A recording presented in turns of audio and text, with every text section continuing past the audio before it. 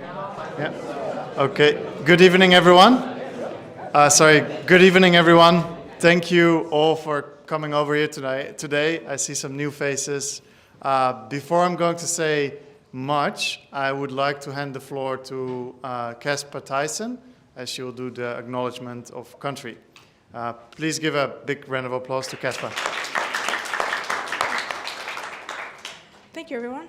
So I would like to acknowledge country and just to acknowledge that we are on the land of the unceded lands of the Barramadgal people and pay my respects to elders past, present and emerging. I would just like to also share just a little bit of my journey. So I've also just commenced my own startup. I started my own Aboriginal cultural awareness business in March this year. And the reason behind that is last year, on Halloween, I was actually terminated. I went through bullying, harassment, although it wasn't quite nice. But as they handed me my termination letter, I decided then and there that I'm not letting someone else be in control of my fate, that I'm actually going to start out on my own business. So that's exactly what I've been doing. So it is an Aboriginal cultural awareness business, and one thing that I really emphasise when I'm doing training and I go to corporate organisations is just about connection to country and just how important that is. So I would like to just share with you a personal story. Growing up in Queensland, Aboriginal communities, we do have social disadvantage, and my family is no exception to that. So I witnessed domestic violence between my parents growing up, and then my mum passed away in 2012. At the time, I didn't know this, but I would soon come to learn that a perpetrator always needs a victim. And now that my mum has passed away, that actually fell to me. I was the only other female in the family. So one night it blew up,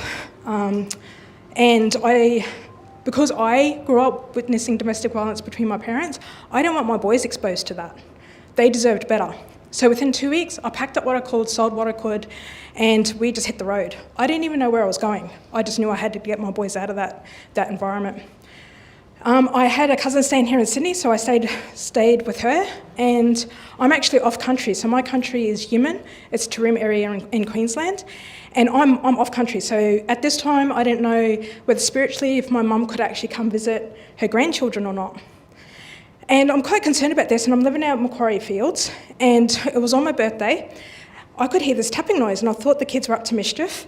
I go out, the boys are happily playing in the backyard, and there was a white cockatoo actually tapping on the window. And it kind of got my attention. I was like, wow, what a coincidence. I wonder if this is my mum coming to say happy birthday to me, that she's come in spirit form. Didn't think anything more of it. The following year, I had actually moved to North Parramatta and Dunlop Street, which is just a stone's throw from here. And it was again on my birthday.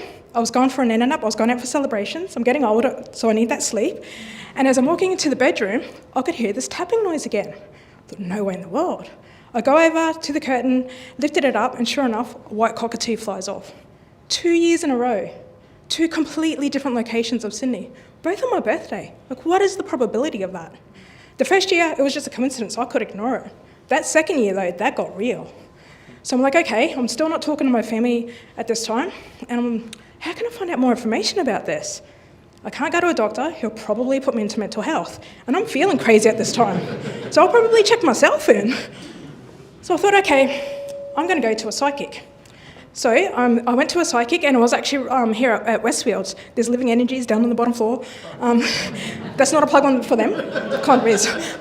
And as soon as I sit down, the psychic, she looks at me, and the very first thing she says to me is, you're Aboriginal, aren't you? I'm like, well, yeah, what makes you say that? And she says, because there's an Aboriginal elder that has walked in right beside you, and he's trying to hand you a white cockatoo feather. So that to me was it, that was confirmation, that there was this whole other spiritual realm that was trying to open up to me and make me realise that it was there. That was my connection to country. And I've since learned that the area where my ancestors were born, it's like a suburb, and it's actually called Cockatoo. So that's that connection. My ancestors are letting me know that, yeah, they are still around. So part of my training is teaching people that connection to country isn't just for Aboriginal people. Yes, our antenna is probably, I'd like to say that our antenna is stronger, so we can pick that up more because we do have such a connection. But if you're living here, if your feet are on this ground, you need to be connecting. And people don't understand just how that they can connect. And I'm not going to give you any more because you have to hire me. That is my business. So I can't give too much away. But I I would just like to thank Zed and Izzy for inviting me to actually share this story. Good luck to everyone that's pitching tonight. And let's have a good night. Thank you. Thank you, Caspar. Thank you, Caspar. And I really encourage everyone to speak after with Caspar. Caspar is a great cultural awareness trainer, so she has had a session here with us, Lunch and Learn. I learned a lot of things I didn't know about Aboriginal traditions in the community, and it was a really valuable session. So thank you for that, Caspar. So from my side, again, thank you for everyone coming here, showing up on this night. I want to give you a quick overview of the night's proceedings. And so I'll start with that, and also a bit of a reflection on what this is about. Just outside, I got a few questions. What is the Pre-Accelerator? How is it different from Accelerator? I'll just do a quick overview. So tonight is all about the founders. So we've had 10 amazing founders, like truly amazing founders. This has been one of the most fun part of my job, to help them and facilitate a program and work with them. And I learned as much, maybe more, maybe than they learned from me, I don't know, but I learned a lot. So it was an amazing program of 6 weeks, working with some great founders that are deep topical experts in each and every one of their areas. And they're going to pitch tonight to showcase their businesses, their growth journey, and potentially also the investment and the next step of growth that they're looking at. So it's going to be all about the founders. So there's going to be 4 minutes pitches. After 3 minutes, there's going to be a bell sound to indicate that there's roughly 1 minute left. We will try to not cut anyone off. So if it's like 4 minutes and 10 seconds, don't worry too much about it. And after those 4 minutes, roughly 4 minutes are finished, we're going to check with our judges that are sitting right there in the corner. Adam, please give them a big applause. So Adam Long and Adarsh Dutt are 2 judges for tonight. And so we'll explain a bit more about their backgrounds, but they'll help us with that. Thank you. I was about to say, you can read my mind. I was, So this is Adarsh and Adam Long. So Adam is a very experienced judge, has been doing a lot of work in similar pitching contests. And Adarsh is one of our biggest community members here. He has a big company, award-winning accountant. Both of them, will ask some great questions to the startups and hopefully can help them also in the next steps. So the night is going to be 4 minutes, just bring it back to where it's about. 4 minute pitch, 3 minutes of Q&A with the judge. If anyone has a question, please share, but we'll try to stick roughly in time because there are 10 founders who want to give everyone a good chance. So after that, there will be opportunity to speak with everyone individually after everything finishes in the networking session. So this program, I just want to mention, so it's been made possible through the support of Plus8, which is powered by SpaceCube. So I'm the New South Wales lead of SpaceCube, which is the operator of the Western Sydney Startup Hub, which is this space.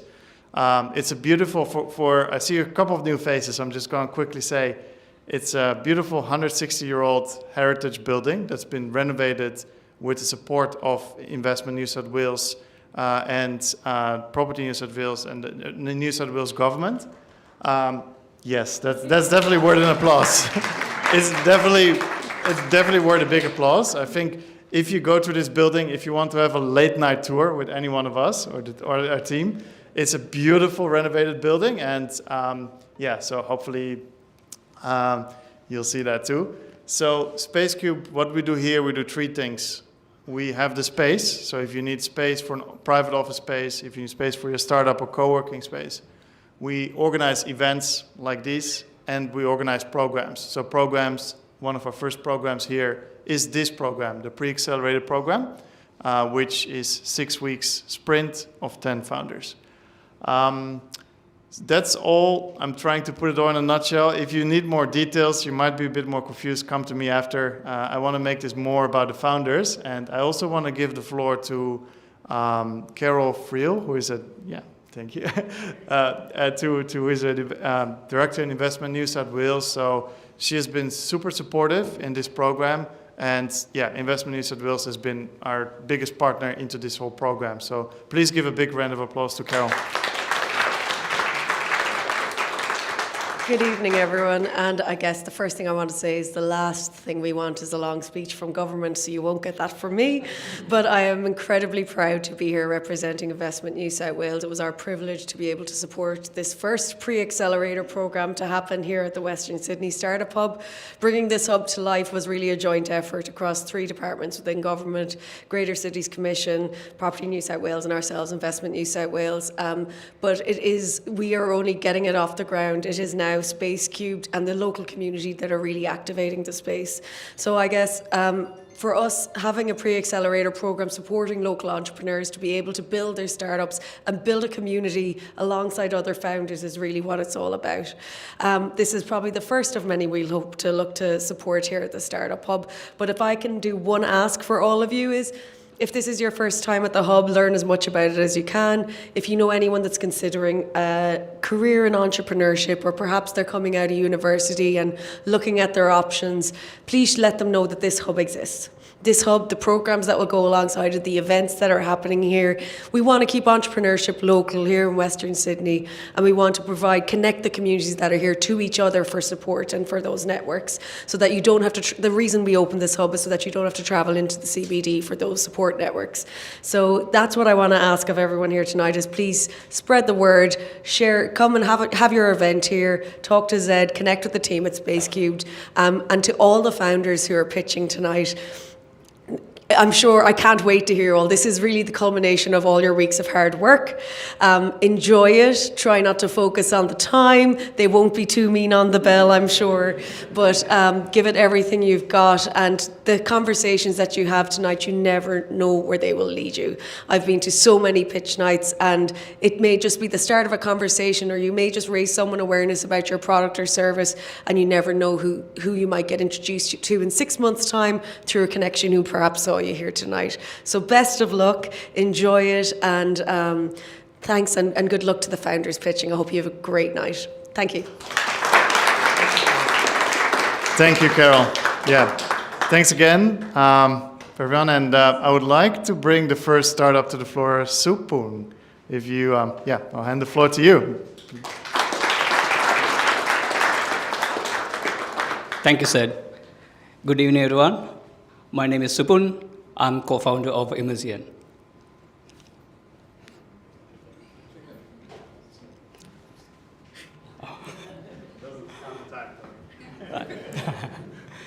Immersion is transforming the way we create, design, and experience the environment that shape our lives. Take a look at these 2 spaces. Which one would you like to live in? I think the second one. The combination of color, furniture, and lighting creates a harmonious composition in that space. A space like that makes us more relaxed, less stressed, and enhance our productivity. However, unfortunately, creating such a space is not easy. You need to find design ideas and match with your personal preferences, and furniture is not cheap. If you make a bad choice, you end up with bad, unsatisfied result. And currently, the design process is highly fragmented. If you want to find sofas, you have to go to sofa shop, and rug is rug shop, and lighting is lighting shop. Personally, I experienced this pain when I was designing with my wife my new house last year.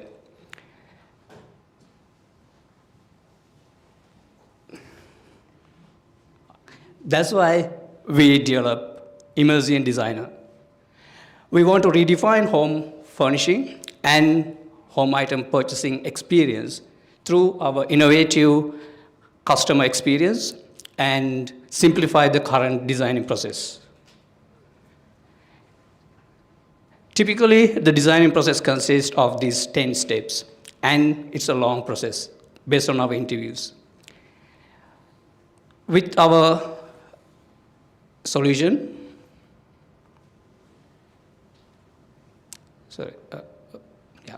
With our solution, we can reduce this to hours of process.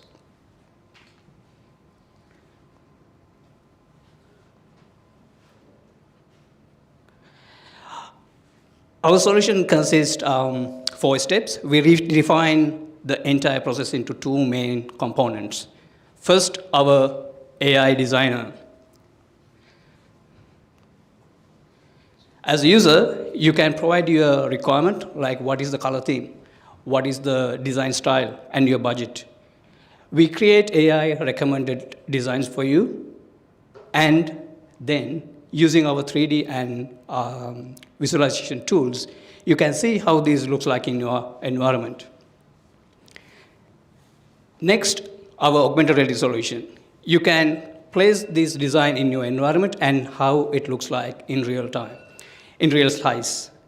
Finally, our one-click checkout allows you to purchase all the products in that design in one go. You don't want to go navigate to multiple websites or multiple stores. Before we developing solution, we conducted user interviews and research. Last year at Melbourne University, in Melbourne Knowledge Week, we invited 28 participants and asked them to do 2D-based designing and 3D and AR-based designing. 27 out of 28 said 3D and AR must be included in home designing. That motivates us to proceed this journey. Our solution wasn't built in short period of time. We did a lot of research and development over 3 years of time, and currently we onboarded 4 paying customers, and they receive more than 1,000 views in a week. These are our customers and partners and supporting affiliates.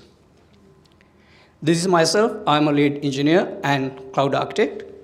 And this is my co-founder, Wen. He's currently in Europe.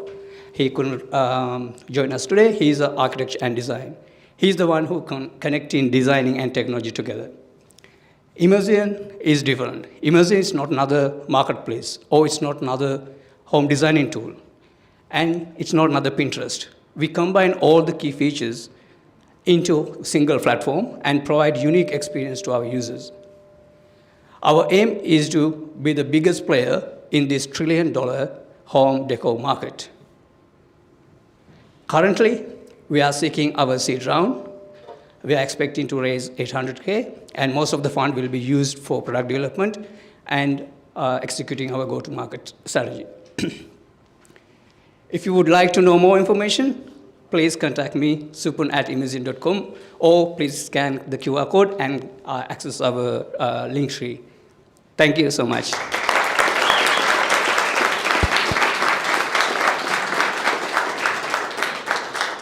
Hey, great pitch. Well done. And well done on being first. It's always a little bit nerve-wracking getting up for something like this. So you're off and away and clearly come a long way with it as well. What I really loved about this is I think you've really identified a consumer problem that's real, that a lot of people have experienced and are looking for alternatives for. What I'd love to know from you, and what I didn't hear in your pitch, is beyond the consumer problem, what's the business problem you're trying to solve? So I want to understand a little more, how do you make money? When you said you had 4 paying customers, who are they and what are they paying for? Good question. We started our solution as a B2B. So they are using our 3D and augmented reality solution at the moment. But we identify there's a bigger problem to solve. So we are using our business customers as a segue to getting product into our platform. So we are providing 3D and AR free for them. In return, they pay us a commission. So when you said 4 paying customers, is that 4 companies paying you Yes. commission? Yeah. Yeah, great. Amazing. Cool. Thanks, Adam. Great pitch, Supun. Thanks. It's great to see the startups come in and give a pitch about fundraising, because I was one of the first mentors to come and see them progress. So my question around your product is, what's your marketing strategy in terms of scaling your market share, and how are you going to take this on a national and international level? Yeah, so at this point, we are partnering with design schools and universities who offer designing courses. So we believe those are the best way to promote our product. The idea is include our software in their curriculum and create user-generated content and share on social medias. And also use Pinterest and Instagram like platform, because our solution is visual. So we want to create more visuals and share on the web. And do you know what portion of that budget is going to be allocated to marketing? Yes, I don't have the exact number, but roughly 30 to 40% of the raise. Thank you. Well done.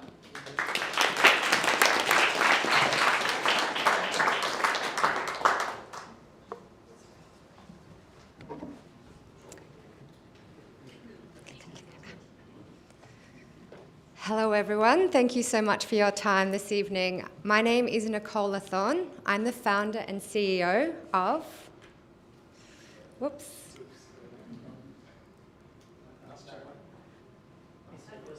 Ask Charlie. Sorry, which one? Ask Charlie. Ask Charlie. Yep, that's the one. Okay, start again. So I'm Nicole Lathorn and I'm the founder and CEO of Ask Charlie. Charlie is an AI-powered staffing solution for accommodation providers. I have over 20 years' experience creating solutions for hotel guest services. During COVID and still now, I've been speaking to frontline hotel staff about their problems and listening to the pain points. Our industry is suffering a severe labour shortage crisis. The international vice president of our industry asked if I could create a solution. I accepted the challenge, and that's how Charlie was born. 6% of hotel staff are resigning each month. Hotels are finding it almost impossible to find skilled staff because a lot of them actually left the industry during COVID. This is resulting in huge problems, including missed revenue opportunities. 33% of guests are actually willing and wanting to spend more during their hotel stay. Hotels are needing that upsell revenue, but staff simply do not have enough time to upsell. And also a huge decrease in guest satisfaction.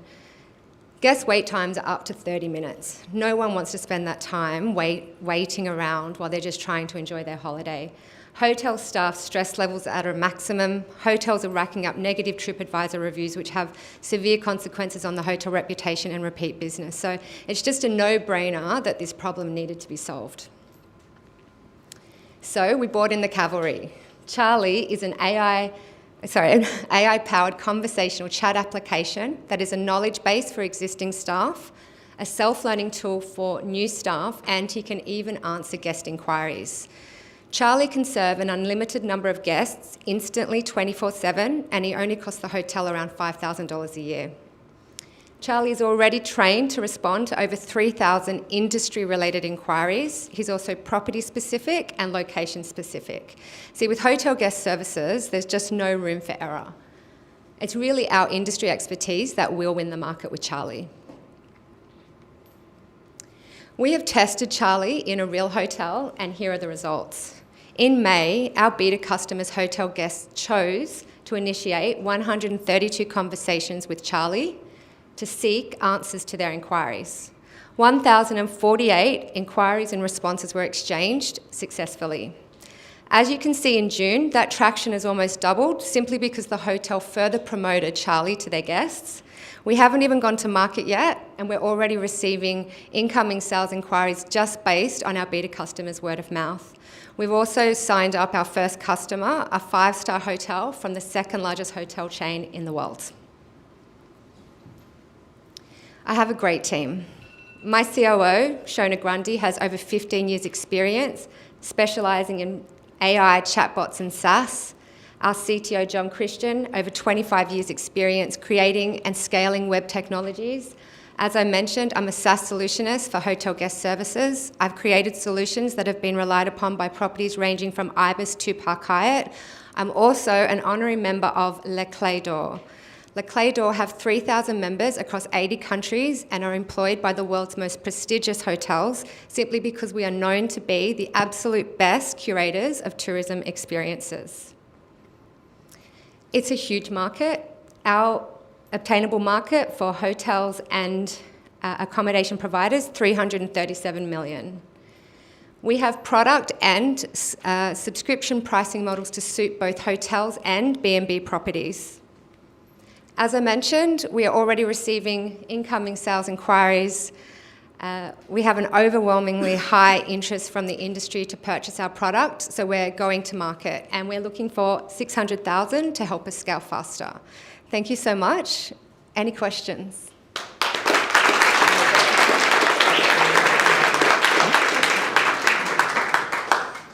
This is very cool. This is very cool. Okay, I want to echo what you said back to you, and I want you to spot the point where it doesn't quite make sense. Okay, this is a good thing. This is a good thing.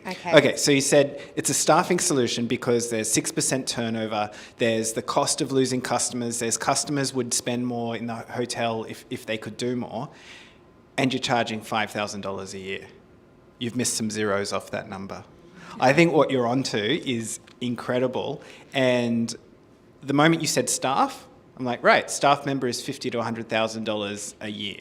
You're adding new capability. You should be benchmarking your pricing against that. What do I know? I'm just the guy sitting on the chair here, but I think you're onto something really, really big, and I love that. Thank you. I appreciate that advice, and it's probably why we do have a hotel from the second largest hotel chain in the world.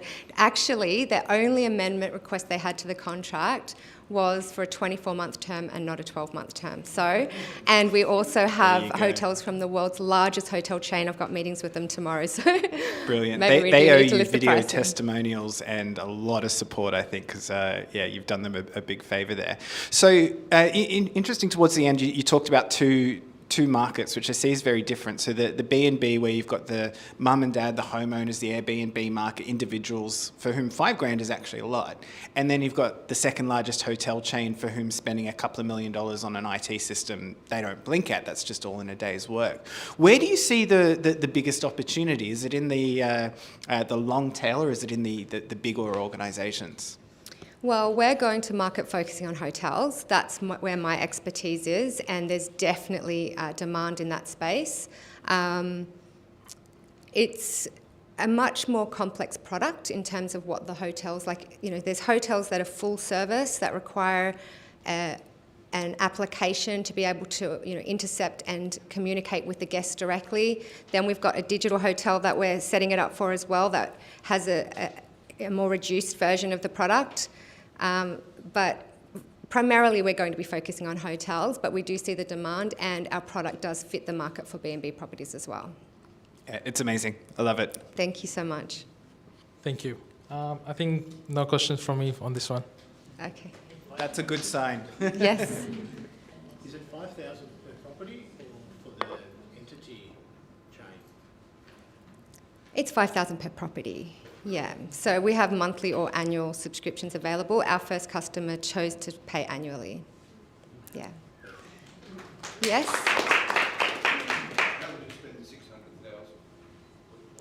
So we will invest those funds into primarily product, customer success, sales and marketing, and to build a scalable team to assist with the rapid growth that we're expecting. I'm sorry?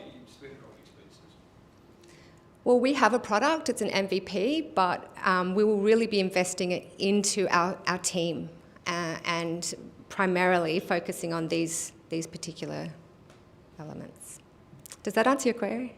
Okay, great, thank you. Any other questions? Yes?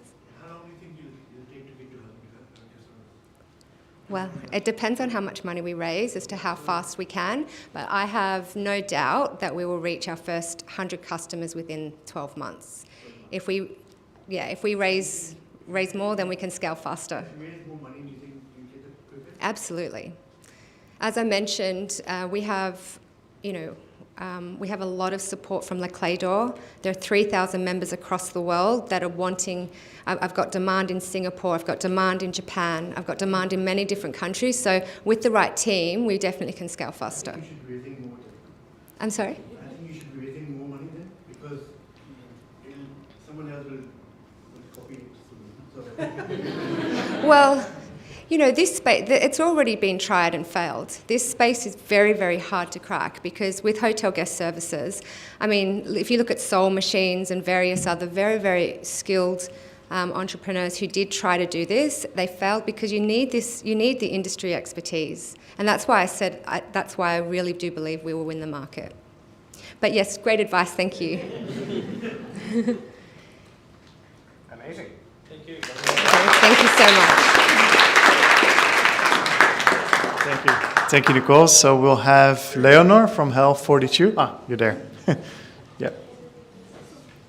So I think you, I'll do maybe 1 minute. It won't be of your time, don't worry. I think what you will see, so I think what's probably forgot to mention at the very beginning, these are all businesses like from the greater Western Sydney region. So you see, and also a lot of businesses that have actually traction and like, sorry, I'm a bit biased, but these are great founders, guys. Ask them questions after and help them to the next steps. Thank you. And I'll bring this to Leonor, which is another great business where going into health tech. So I think for people that know a bit about health tech, it's super hard to break into, obviously, because of all the, but our health tech businesses are breaking into it. And Leonor has actually traction, has actually clients that signed up and has massive experience in this industry. So yeah, without further ado, I'll leave this up to you to explain further. No pressure, Zed. Oh my God.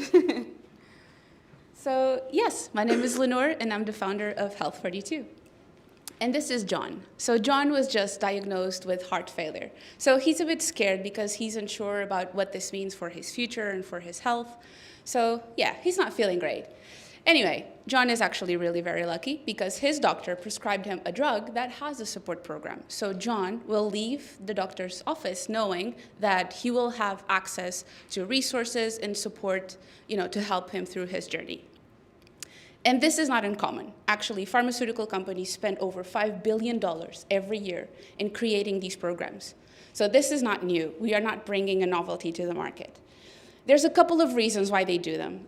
One, it's because doctors tend to prefer a drug that has a support program. It's better value for money for their patients, but it eases the burden of educating the patient and giving the support in between consults. It's actually a lot more responsible use of medicine, let's be honest. Keeping patients informed, it's good for business. But also because patients are a lot more proactive with their healthcare. They are more educated and more involved. And so patients know their options, right? And let's give them the options that they so profoundly need and care for. And also, when patients give up on treatment, it means a loss of revenue for pharma companies, but also wasted money from government, right? Australia alone wastes $300 million every year on the poor management of chronic diseases. So yeah, not great. So yeah, these programs are great, but what's the problem? The problem is that they are really, really expensive and complex to put together. A program like this takes about 6 months to put together and costs anywhere between $2 and $5 million a year to upkeep. So that's a lot of money. And because it's a lot of money, the majority of the drugs won't be able to afford one. So this leaves a lot of patients unsupported.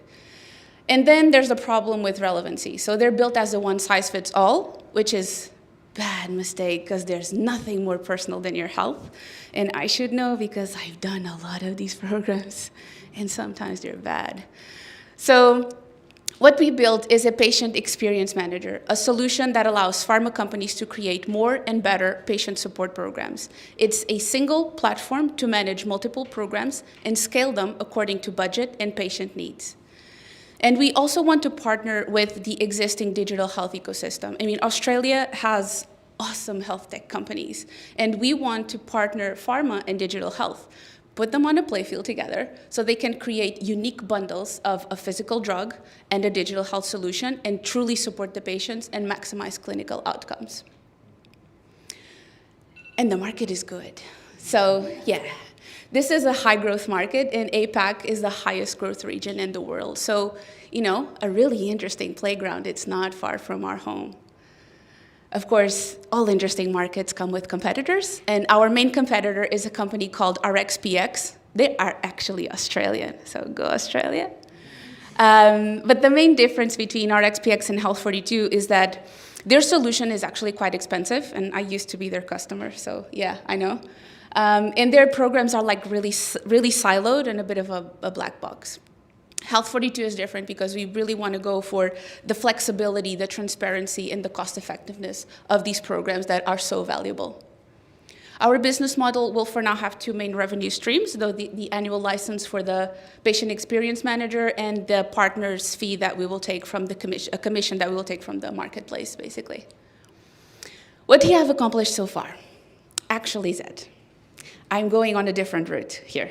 Because I think the accomplishment that I'm most proud of is the expansion of the network, the partner network. Because this means that companies that are on the same market as Health42 see the value of what we're building and want to be a part of it. So we've recently expanded our partners network to include home drug delivery, medical supplies, medical content, design, and data. And I think I'm not missing anyone. So that's for me like a good job. So this is my small but very powerful team. I myself have over 12 years of experience working for some of the biggest pharma companies, and Nick just joined like last week, and he has a lot of experience in B2B sales to help me accelerate this a little bit more. And my advisors, which are a mix of consultancy and deep tech and healthcare, and they keep me focused. And this is our ask. The majority of the budget that we're asking is actually to hire a full-time team because the MVP was built with outsourcing. And we do see the value, and that was the feedback, bring in a full-time team to help accelerate this and make it grow faster and better. And yeah, I'll stop here because I think questions are a lot more interesting than me talking. Thank you.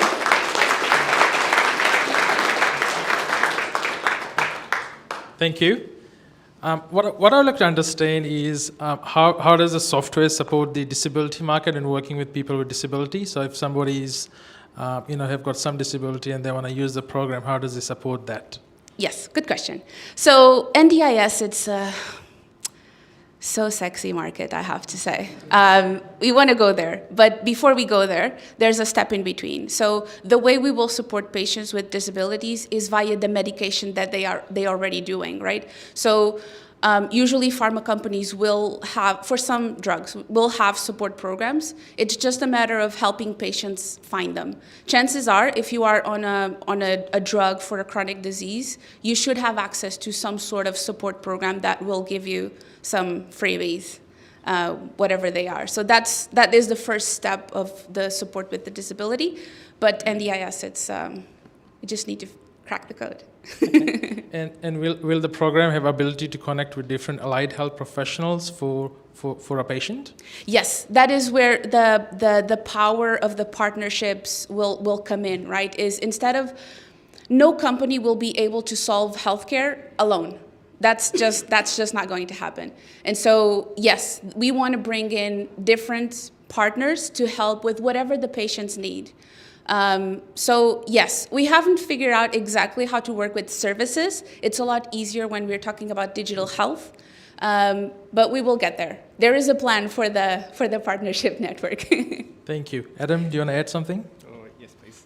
Hey, well done, and congratulations on the 5 partners in your network. It's hard getting one partner, so getting 5 in is quite an achievement. I'm not that familiar with this space. I'm hoping you can help illustrate exactly what does a patient support program look like. So can you give us an example of a drug and what the support program would be like for the patient? Yes, it's actually a good thing that you don't know, because it means that you don't need it. But I'll give you maybe an example of 2 programs when I was at a pharmaceutical company. So I don't say names of drugs, keeping with the code. I'll give you an example of a really simple one and a fancier one. A simple one was for a psoriasis drug, and it was basically a website where patients could register and log in and had a bunch of information about the drug, what does it do, the disease, and all of that, and FAQs. And a couple of the resources that they could download, like titrations and stuff like that. And they would have a nurse call center where they could just ask whatever it is that they needed to ask. And in some cases, the nurses would proactively call the patient to see, hey, how you're going? All good, all fine.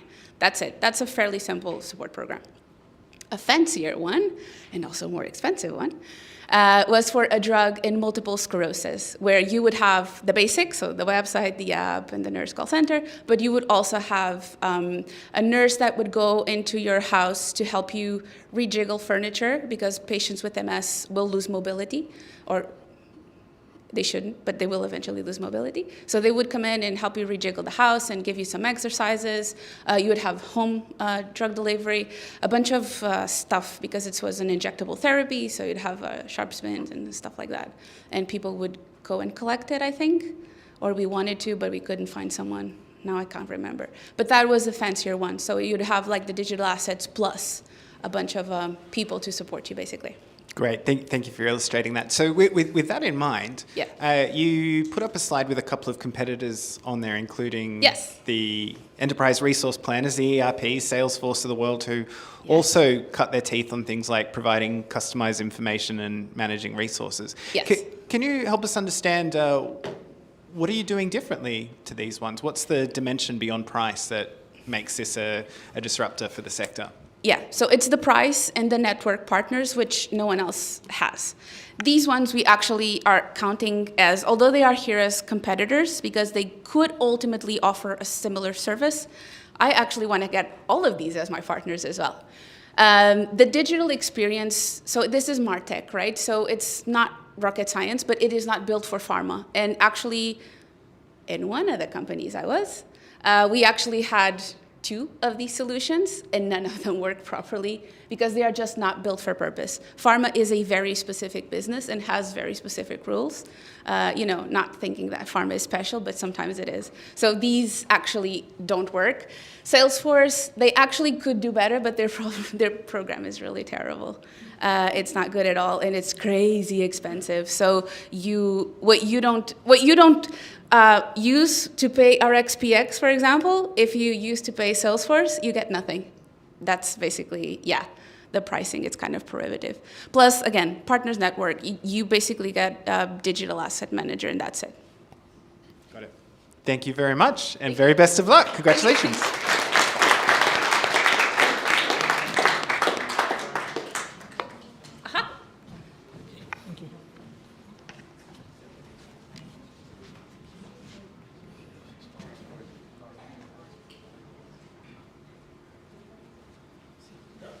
Okay.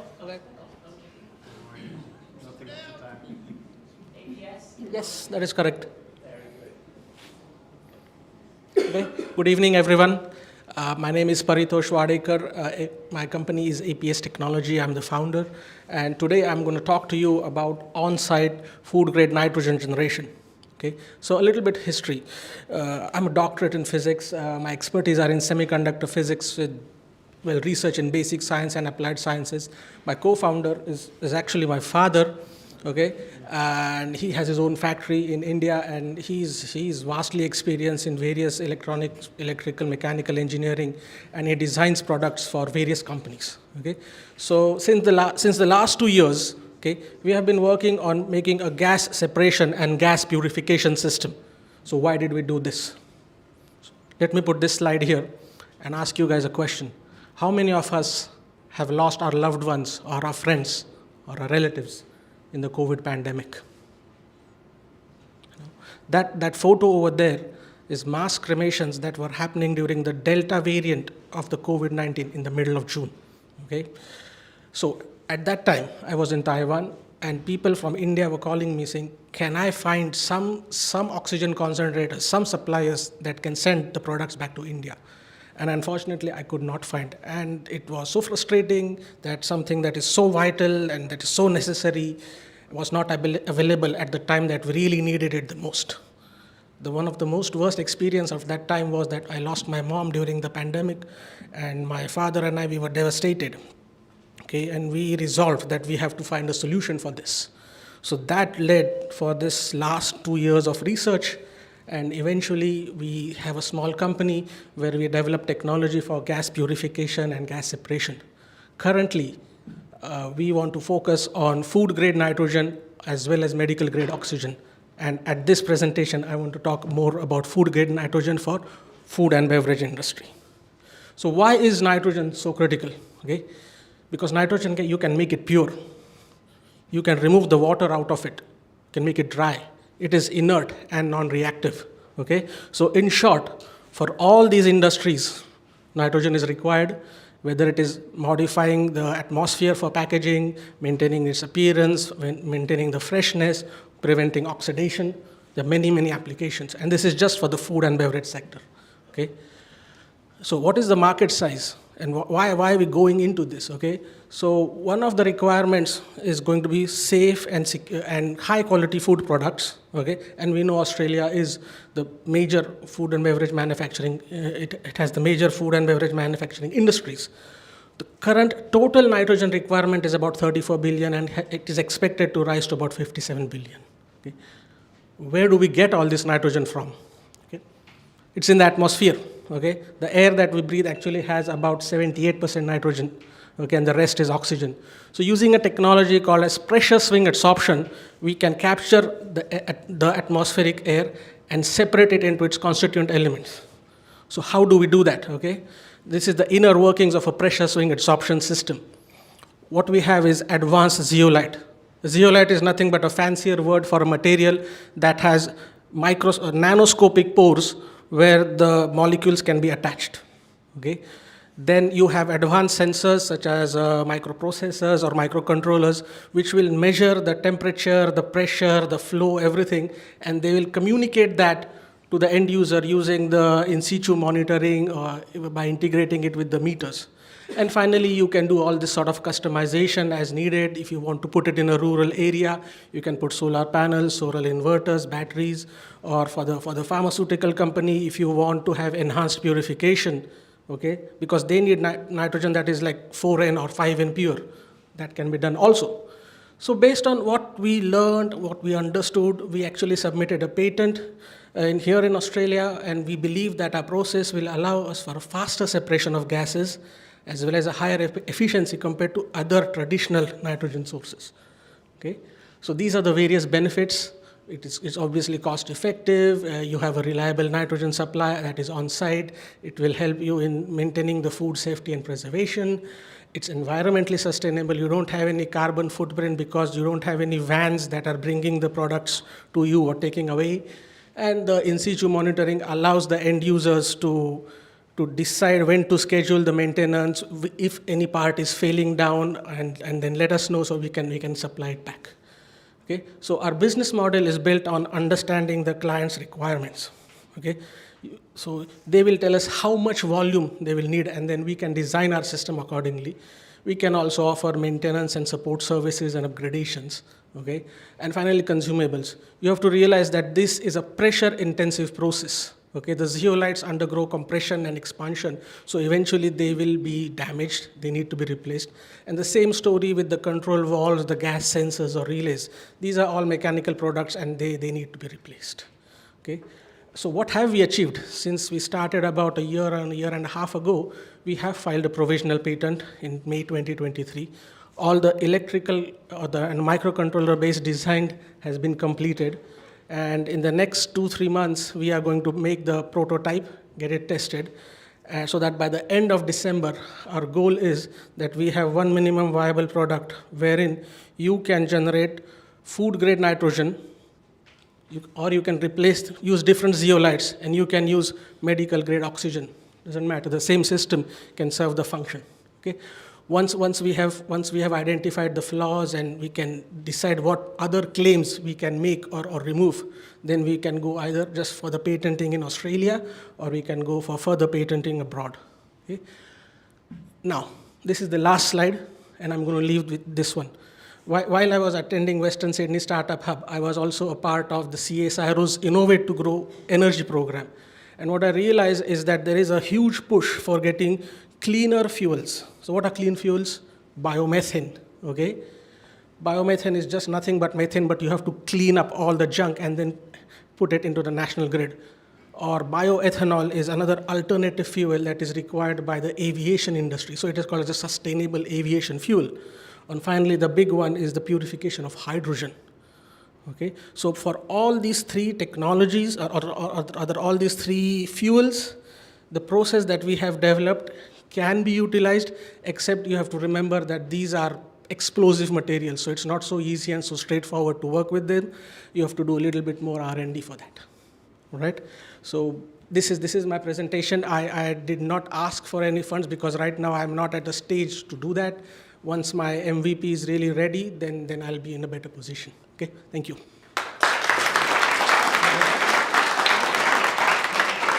Thank you. I think it was a great presentation to understand the process of nitrogen. And when you said physics, the light turned off, so I don't know was something in there. But what I would like to understand is how would you compete from, in terms of big market players out there like BOC gases? I'm not sure obviously if they produce nitrogen, a similar thing what you have.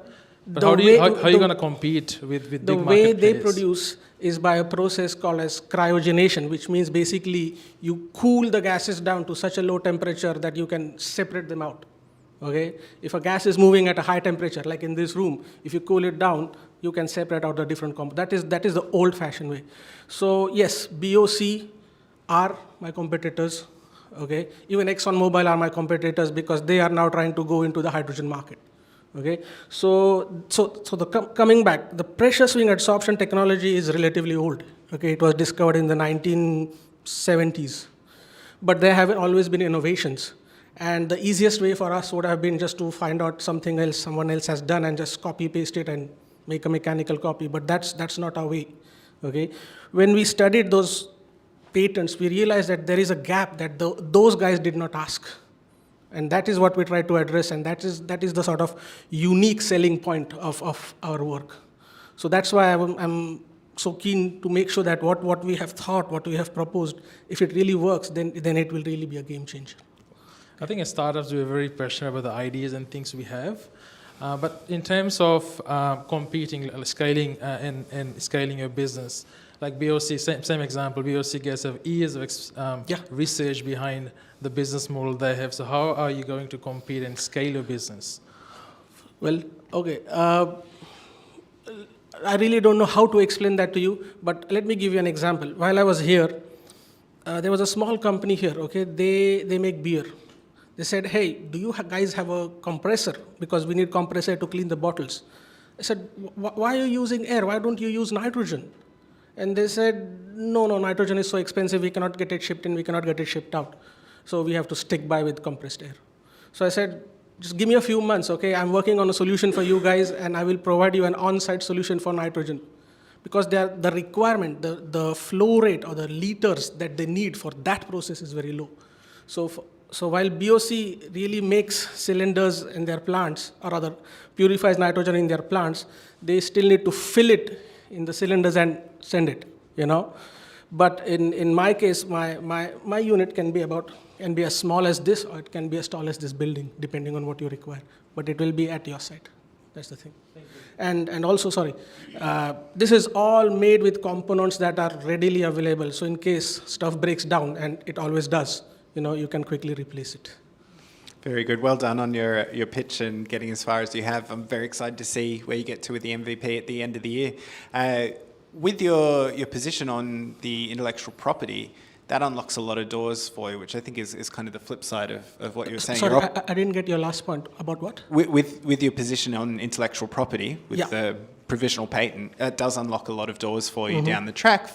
You get to make the choice: do you license it, or do you make it yourself? Do you provide it, or do you go other directions? I'm just curious. It sounds like you've got a strong position towards building the entire supply chain yourself. Could you tell us a bit about that? Perhaps your experiences, or why you see that as the direction?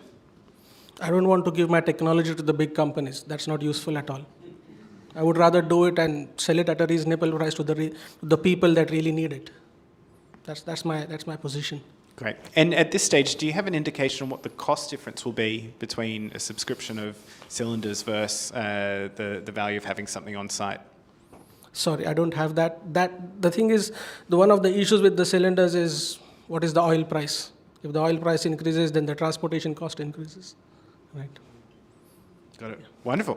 Thank you very much, and best of luck. Thank you. Thank you all. Thank you, Paritosh. Yeah, definitely one of our most technical founders. I should have paid more attention in physics to understand what he's talking about. So, that was amazing. Definitely good you got that patented because, yeah, he's really, as you can see, working on something really amazing. And we talk a lot about founder stories and, motivation on why to work with someone. I think that's really strong with Paritosh, like from what he explained. Yeah, and I'm sure you'll do well. Amit, yeah, up to you, the floor. All right, so I've got 3 minutes, so let's start the timer now. Okay, so I'll start my presentation. So basically,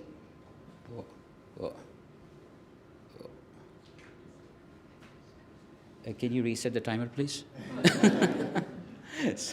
Okay. Hang on 1 second. Yeah, this is a presentation, yeah. Okay, so I'll quickly give you a context. I know I got only 3 minutes, but let me take you. So I started my property journey 6-7 years ago. So I wanted to buy a first home, but I went all in, and I bought a big land and subdivided it and did the property development side of thing. But then that rabbit hole followed, right? So then I thought, okay, in the next project, I'll try to do construction. So I did a Cert 4, and I did learn about construction process. Then I said, okay, the real beauty is in the design. So I actually, in COVID, went and did the diploma in building design. So just to set the context, why, what's the experience? So I'm from tech. I'm 15 years tech. I'm a cybersecurity enterprise architect, so I know a lot of tech, but I got this into the rabbit hole. So now that's the story, because people will get confused why he's talking about all that. So because, so the problem. So construction industry has a lot of problems, right? So we know these. There's lack of skilled workers. There's deteriorating trust, insolvency, and I'm gonna go back to the first principle, why this is happening. So I think the key reason is the low productivity. Because of the low productivity and the low margins, so if you can see this chart, so basically if the company is doing more than 2.5% as a net profit, they are doing well, so they won't be insolvent. So at 3%, which industries do survive? It's a very big capital intensive industry, and the risk proportion, it's actually transfer of risk. It's nothing else. It's transfer of capital and transfer of risk. And it's the most collaborative industry. So, to build a house, you need, 20 different specialized, very highly technical skills. So, but the irony is, this is the least digitized industry I think it's the second least digitalized industries, because, collaborating and coordinating, such a big range of stakeholders. So I think that's the problem. I just wanted to highlight the problem, and because the solution is very simple, but the problem is trying to solve is quite big. So what's being trying? So because of the trust thing, I think, I don't know the history of it, but in Australia there's a Security of Payment Act that covers tradies. From the builders to they will get paid if they raise the invoice. And this is a workflow. I mean, it was so hard to follow, and no builders and tradies can do that paperwork right now in an efficient way. And to increase the productivity, there are heaps of SaaS products. Like, there are so many SaaS products, construction, Procore, all these companies have built SaaS products which is subscription based. So builder buys them, and then they ask their trades to use them. But then you end up in a trade which is working with 5 builders need 5 apps, right? So we thought, okay, what do we do different, right? So we wanted to build trust and improve productivity. So that's simple, right? So that's what we want to achieve. How do we do that? We build a digital platform that reduces friction and inculcates trust in construction process. How do we do that? Simple. We build verified digital profiles for businesses and individuals, which will underpin the digital marketplace. Now, this is my experience coming from a cyber and identity workplace. So if you have a solid, trusted identity verified by all the license agencies like New South Wales, Victoria, Queensland, all the trade licenses, you build a nice profile of a trade or a tradie, a subcontractor. You also build for a builder, and then because of that, we can then have a escrow system or a trust-based system where when somebody hires a tradie, they can actually put a money aside in a trust account, and then the tradie get paid if certain milestone is covered, right? So tradie is covered, builder has to put the money aside for tradie. There's a process of trust happening here. There's third party, which is us, taking care of that money. And then once we have these two things, it's a trusted platform, the money is happening, the transactions are happening, and the marketplace is running. We sell it as a SaaS platform to builders as well, because now the tradies already have the app in their hand. We can add modules like safety, warranty, site communications, and things like that. So that's a very quick rundown. So what is the market opportunity? So construction market in Australia is $167 billion. $60 billion is addressable market, which is residential to start with. Early target market is detached housing, because that's most fragmented market. That's why we chose that. And small builders, property developers, and owner builders account for roughly 40% to 50% of the market. And the big, like Metricons and the Simons, are amongst 20% or 30%. So that's the market opportunity. So why would somebody want to use that? So what these guys need is a tradie or subcontractor company needs a very simple solution. Find work, get paid. Simple. A small builder needs accountability of quality to subcontractor. As I said, this is a risk transfer industry, right? So you have to understand that a builder also wants that, while he's taking all the risk with the owners and all the safety and the security of the payment, he wants that quality risk should be transferred to tradies as well, which is not happening in the industry. So that's a big problem with the small builders. There's a site owner that's a professional, but that's later part of our platform, which we would but for now we are focusing on these two aspects of the platform. So why we? Because as I said, we have tech experience, we have construction, we have building design. So I know BIM, I know how the construction works, I know tech, I know architecture. So I think we got a nice software development team as well. So this is where it's a unique blend of that, three sides of thing. Now, this is a team, I think I've told you, and Madhuri is our CTO, and she has 15 years of software experience. So what is our differentiation, right? We spoke about the SaaS products. They are top-down.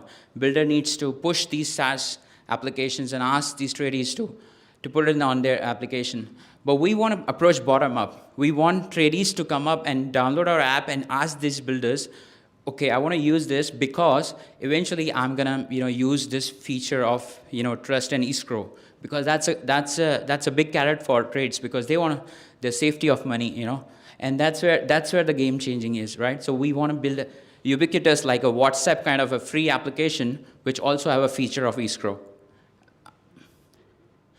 This is a bit of a competitive landscape. I don't have time to go through that, but again, in a nutshell, what they are doing is they are solving different problems, but radical escrow and trust payment system is not being implemented or any of them. So they are very early stages. They are still not even MVP, and we are also working on MVP. So we all, at least we get this validation that this is a problem, and there are other people thinking about it. So we like to be with the competition, because if we're doing something alone and nobody's thinking about it, that's a problem too, right? So so what is the business model? How do we make money in the end, right?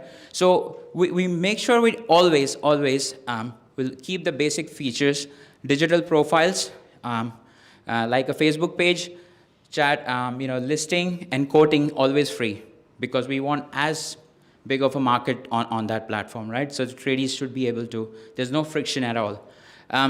We would charge a success fee of payment escrow, which is 0.25 to 0.5%. So that's not bad. If you see, we have a habit of paying, to MasterCard 1 to 2%, right, of any transaction. But if we can provide the security of payment to trades and build the trust around and increase the productivity for builders, I think that's not a big deal. I think this model is being used by car sales, and I've researched and we are speaking to API-led payment infrastructure there. So this is already being used as we speak. The SaaS module will later on, because now we all have the basic infrastructure, then SaaS module will have each modular, right? Each project, $20 a month for safety, $20 for project management, and so on and so forth. So we want to gamify that. In the gaming industry, there's a credit system.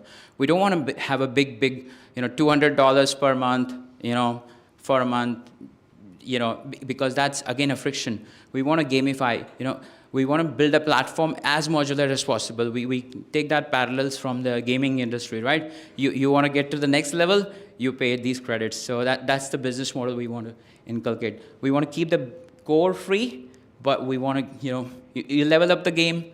So we want to gamify that business model.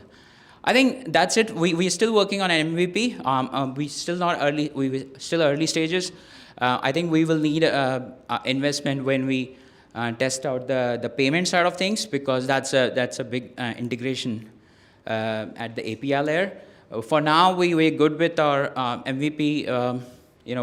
We have expertise with Flutter, and I think we can get that rolling pretty quickly. Once we have a bit of a traction, we can go to the payments, and that's where the business model and the money and the projection will come.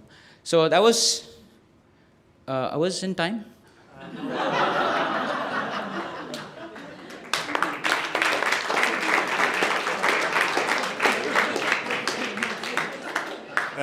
Well done, Ahmed. I think we've eaten into the question time a little bit, so I'll just make one brief comment. I think what's really working about your pitch is that you're taking something that can get very complex, and it's clear you've got a stage go-to-market perspective, and that was certainly something that stood out for me. In future pitches, I'd encourage you to get very quickly to the individual who's going to buy. And it did come out, I think, after the bell went for the first time. Then you told us what the real problem was, which is tradies are worried that whether they're going to get paid or not. Love to hear that in your first sentence next time. Okay. And then go into your stage approach. Well done, and looking forward to Thanks what you for come the up feedback.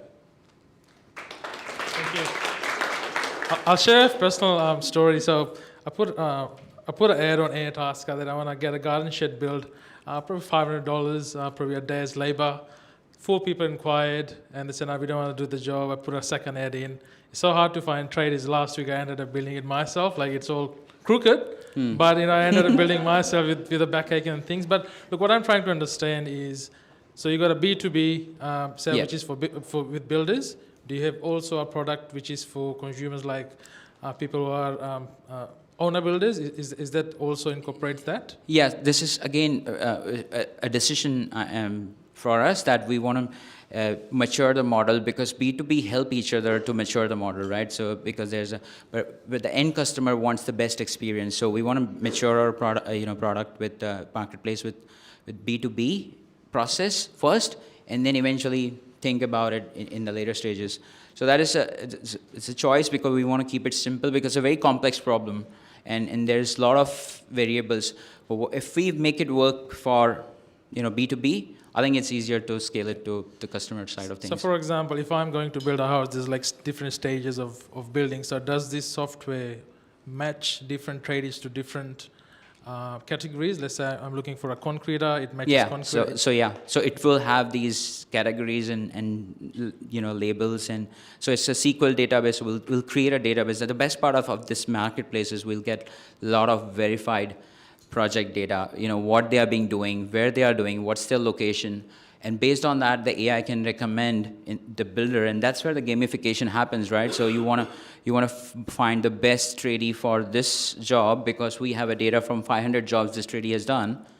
Now there you go, because right now the industry is relying on, okay, I know this guy has done this 20 jobs for me. Okay, yeah, why? So how do you find out? No, it took 20 years. No, the world is too fast for 20 jobs, and in a 20 wrong houses is not when you find a one good guy. So I think we want to speed that up, right? So that's the digital side of things will help speed that up. And then on your pitch, you also spoke about productivity, checks and balances, and trust account.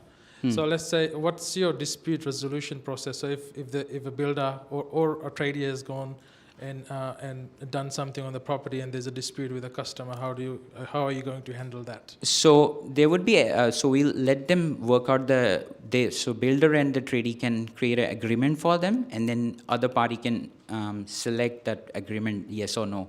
So let's say tradie wants to put up an agreement that I want to pay it 7 days, 14 days after the work is done, and I'm okay to have a third party checked, and then we will also have oracles, what they call is in the W3 world, with if this thing happens, then that. So if the quality inspector says yes, the roofing was done properly, and he has put photos, that agreement is then. Eventually, I wanted to put that in the blockchain side of things, but I'm scared of blockchain because I'm going into the dinosaur industry. I don't want to use blockchain as a word, but essentially it's a smart contract, what we are trying to do with the escrow. So we want to be very careful with these kind of words with the industry we're dealing. Yeah.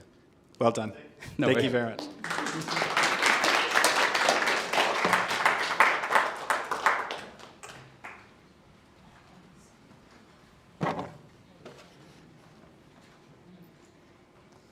Hi everyone, I'm Prab. I'm a founder of Elemetric Health. First of all, I want to thank Leo for introducing patient support programs. Goes without saying, my startup is also on patient support programs. I'll share mostly my personal story and then talk about the product and end with my ask. This is my university in India. So when I was in university, I was diagnosed with an autoimmune disease. And it was a very difficult time. As Leo said about John, same for me. The biggest frustration came from not knowing, lack of support and education around the disease, treatment, and the expected outcomes. Later on, for next 10 years, I worked in a health industry. And there I saw firsthand the power of patient programs and education in improving outcomes, empowering patients, and outcome improved by up to 50%. However, I also saw 90% of patients don't use these programs. They don't know about them. We want to change this reality through our work at Elemetric Health. In fact, our vision is to bring benefits of patient program and education to all patients in India, in Australia, around the world, and contribute to health and well-being of people like young Prab around the world. With this in mind, we have built Elemetric Health. We have been very motivated and working hard, like lots of all startups, to make our success story. We got great traction, so benefits are coming from our industry helps. Until late last year, we did a lot of customer discovery phase. We had conversation with patient, carers, doctors, pharmaceutical companies, insurance companies even, because they also do patient programs in their own right. And then from the start of this year, at the end of last year, we won our MVP grant, so thank you to NSW government for giving a match funding. Which was we were one of the last people in the last round, 25K grant, which was very good anyways. From the start of this year, we have been demoing our MVP. So we won the grant, we successfully finished, and that's why we can say now we won the grant. So we have been demoing our product, and a few weeks ago, we won our first project, which was very emotional. So the day we got our first project was very emotional, very exciting. And surprisingly, next week I was thinking, when will we win our next project? It went away, like within a week I forgot about it, really. So we did win our first project, but we have a very ambitious roadmap. And in that roadmap, what we want to do is, in next 12 to 18 months, we want to achieve product market fit, bring many more clients on our MVP, and then expand the platform to build a proper full service offering for our clients. In order to achieve that, we need some funding that will enable us to bring our roadmap to reality, and also expand our current network, because we have a network of pharma companies, insurance people that we know personally or that I know through friend of a friend, but it's almost exhausted now. Like I've already gone to everybody that I know of within my network. So the second ask, so funding as well as expansion of network. Thank you. That's my pitch.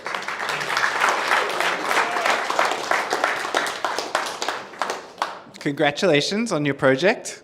That's awesome. Congratulations on them being hungry for the next one. That's awesome too. That's keeping you on the right track. So I heard your framing of it, that the patient support programs exist, 90% of patients aren't using it. And then I missed the bit where you said what you're actually building to solve that problem. So what is the actual product here? What's the platform?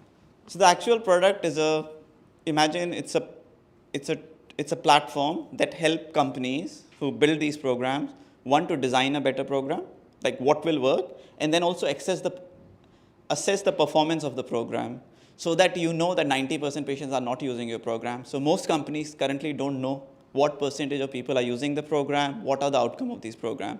So I was at a big pharma company that Leo was at, without saying the name. It took a long time for me. In one program, it took me 1 year to find out how many people use a program and what is an outcome. Literally 1 year, like 1 year from day we started to say we want to find this out to actually where we had an answer. And most people in that time will move on project. That's why people don't try to do this in-house, because it's hard work. And I want to make it super easy through my platform. Yeah, amazing. And so are you two 50-50 partners yet? Not yet? Not yet. Thanks. So I'd like to understand what's your strategic goal in terms of scaling this business from a direction of raising capital and exiting the business. What are your thoughts on that? So raising capital is more, I guess to grow the business is that we have an MVP that we want to service 10 clients. And then from a couple of those clients, we want to add so much value that we build a full service offering with them.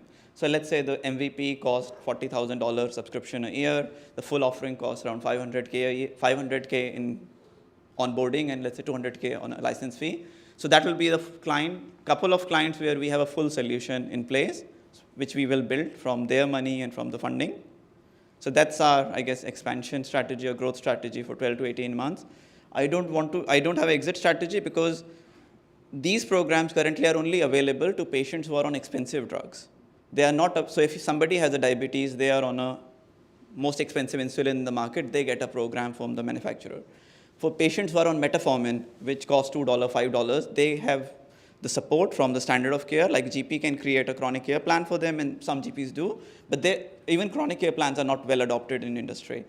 So we want to bring a scalable solution that the patient who's on metformin in Australia, in India, anywhere in the world can have access to that program. Whether it's paid by pharma or not, doesn't matter. We'll find a business model to bring those solutions to the patients who need it most. So yeah, there isn't really exit strategy. So there is no exit strategy. So let's say, for example, Ed and I want to invest in the business. We want to understand what our return on investment will be and what time the business is. As investors, we want to exit. Right. So we want to understand. So you don't have an exit plan right now? So exit plan is not me to exit business, but of course there is a plan to make a business profitable. From the start. Like that's why currently there's only 25K money from the match funding from the MVP grant. But the idea is that business will be profitable within that 18 months so that it will generate revenue for growth and expansion. And of course, investors can exit at times. When there is an opportunity, there are event series A, B, C, etc. If we go in that route, there should be an opportunity to exit for them. Thank you so much and all the best. Thank you.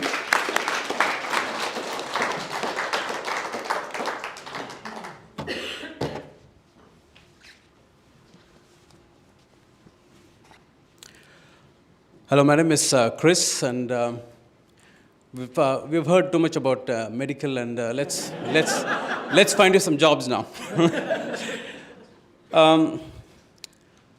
Many years ago, my boss asked this question. In one of the offsites, he asked, "What is the impact you're going to create, and what's the legacy you want to leave in the industry?" I'm from ICT, and at that time, I didn't know the answer.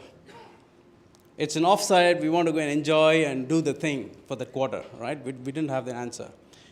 But fast forward many years now, I found the answer. I have placed over 500 people in meaningful career in the last 25 years, not being a recruiter. I was a hiring manager and I've placed them in meaningful jobs. And how did I do this? It's very simple. I created my own talent pipeline, and I used the talent pipeline for my own needs and also used it for the needs of my colleagues and friends in the industry. I didn't have to depend on untrained recruiters or expensive recruiting system. In 2020, I was part of a large team of 144 engineers, IT engineers and managers working for a large IT company in Sydney. My job, along with the 144, was Bangalore off to India. That's the John Kerry statement, Bangalore. And what happened right in the middle of COVID, it was very difficult to find jobs. And 80 job applications and 0 phone calls from the recruiters. It is frustrating and worrying as well. And I spoke to my friends who were also retrenched, and they had the same problem. Many applications and 0 phone calls. Then I stopped applying for jobs and said, look, let me find out why even the smartest dudes are not getting the jobs, dudeasses. Okay, then I found out there were many, many barriers that is placed between the job seekers and the employers. And some of the job seekers, barriers are self-inflicted by the recruitment system. Number one is, there are recruiters who are generalists who don't understand the technical nuances of the IT industry. And within the first call, they lose the smart engineer, or they don't know what they're talking about. They can't source the right candidate. Number two, there's more than 7,000 job boards out there that attracts even the most unqualified and untrained people, that chokes the system, which causes more problem for the recruiters, and it's almost like finding a needle in a haystack. And the third problem we found was there are 180 ATS system that filters out even the smart people. Right? So only last week, I put a post on LinkedIn, there were 500,000 impressions and 12,000 votes. 55% of them agree with what I have said. We need a better system. The old way of doing business is not good enough. The automation is supposed to solve the problem, is causing the problem. I'm addressing a market size of 1.2 million people in Australia. These are ICT workers. And we need a better system to support them. And the solution Skilloger brings is time saving and also avoids the guesswork when it comes to hiring people. And we have built an MVP. It's a pay-as-you-go model. The job seekers can build, optimize, and create a match score for the job. Once the match score reaches 80%, they're able to apply. If it's not 80%, we give them course recommendation they can do and upskill themselves. And for the employers, they can build smart job descriptions, use a standard framework for information age, a framework that will give you at what level you have to hire and what attributes and the skills you need. All this happens within a matter of minutes. And we are unique in the business, and I've done a lot of research in the last 2 years. We are one of the few platforms that offers B2B and B2B solutions. We are the first platform that is SFIA integrated. There are 100 countries that are using the standard framework for information age today. And we want to provide an alternate model. We want to get rid of the job boards and ATS that is really a barrier for the industry. That's a team. We have some smart IT people and developers. And we have some HR advisors and exec coach as well. So far we've been building and the product, the MVP, and we've been researching. And we're asking for $300K for marketing effort, and also we want to solidify the features that we have built in the MVP. Thanks to all the university students who have really sweated out with us. We have partnered with a lot of universities and volunteers and charity organizations to help us with the MVP. And this is done without any funding from New South Wales, because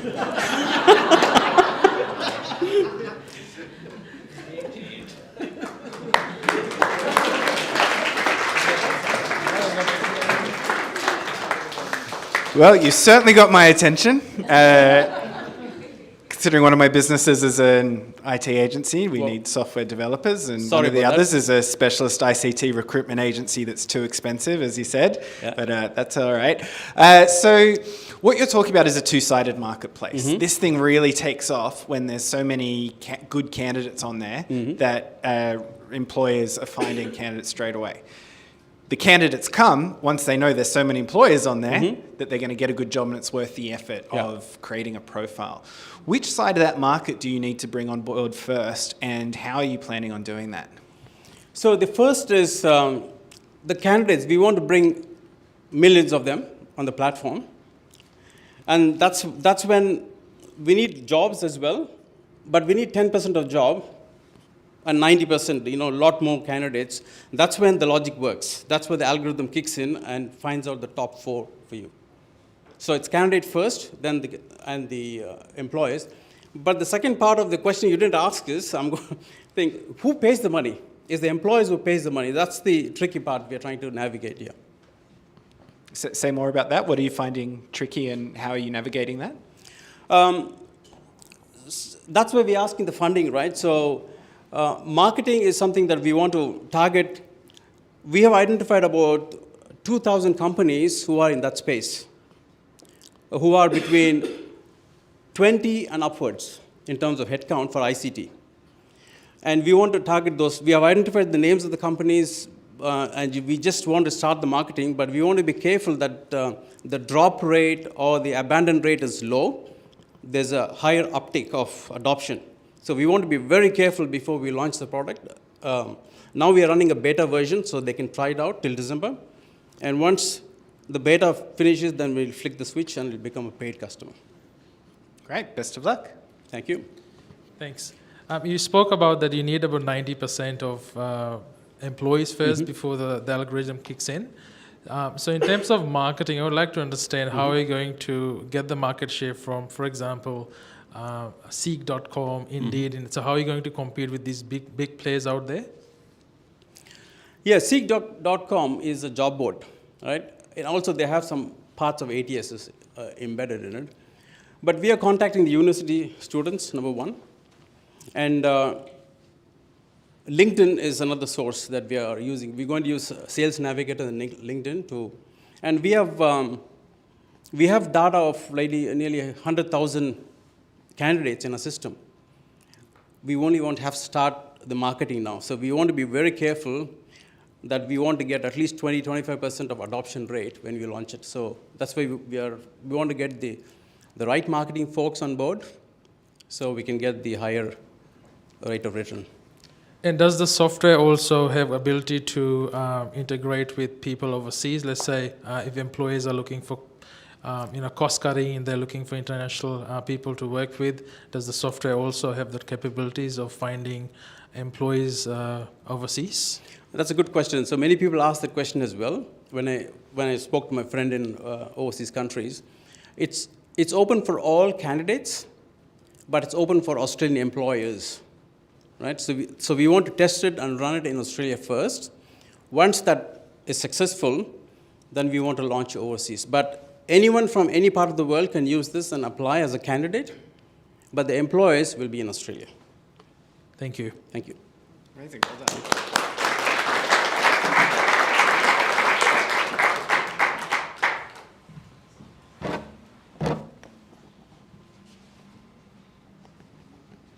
Okay, I'm 24 minutes away from the end, so you're nearly there. Is that the one?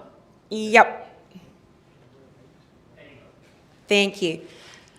Everyone, my name's Nikki Miller and I'm the founder of Credued. When you look at this picture, this woman has just sat down to do her corporate competency training, so it's mandatory work health and safety. How do you think she feels? Bored? Unengaged? I've spent the last 10 years in higher education teaching students that look exactly like this, okay? And this is where I've actually come up with the idea of Credued.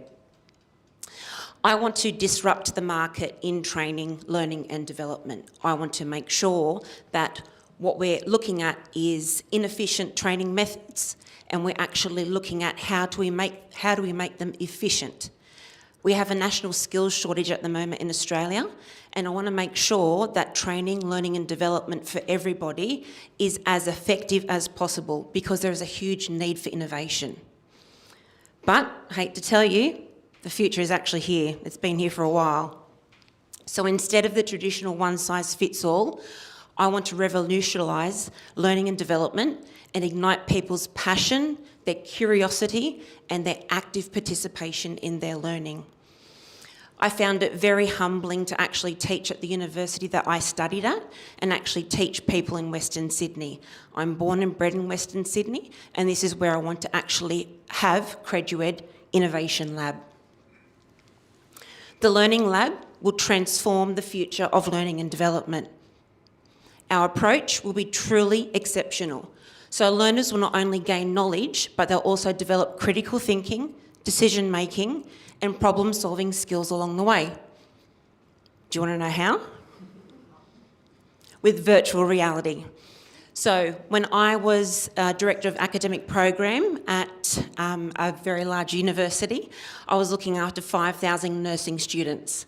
So I've written simulation learning programs that actually use virtual reality as a learning and training facility. The problem is that most of these training centres and most of these rooms are actually hidden in education facilities or very large corporates with the money to actually put them up. So what I'd like to do is actually have the mentality of build it and they will come. I would like to offer these services and this training facility that's using virtual reality for everybody in Western Sydney. I will write bespoke customised programs, so learning and training and development, to actually help people strategise with their innovative learning culture. The benefits: you will train 4 times faster, you will be 275% more confident in the skills that you have learnt, and you will retain up to 80% more information than traditional learning methods. And what business doesn't want these benefits? So increased productivity, upskilling and reskilling, and also improved employee retention. You know, 94% of people say they would stay longer in a company if that company actually invested in their own professional development. So, I want to help people develop practical expertise and gain confidence in their abilities, supporting the development of a knowledge-driven economy. My team, ever-growing, myself, Tara and Debbie. And today, I just want to bring awareness. So I want everyone to be future-proofed and future-ready with CredUed.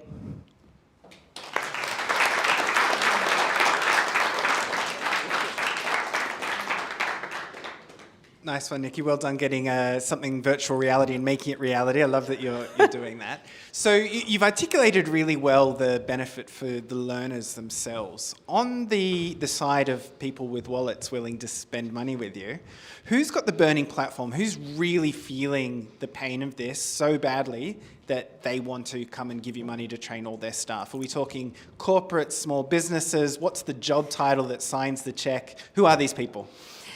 I would like to say corporate, but it's actually everybody. And I want this to be accessible to everybody. So whether it's a small business that's out of Penrith or whether it's Woolworths that has their head office at Norwest, I want it to be available to everybody. So the way I'm thinking about pitching it would be a subscription model, maybe, so that we would actually produce the training programs and we would bring in staff members on site.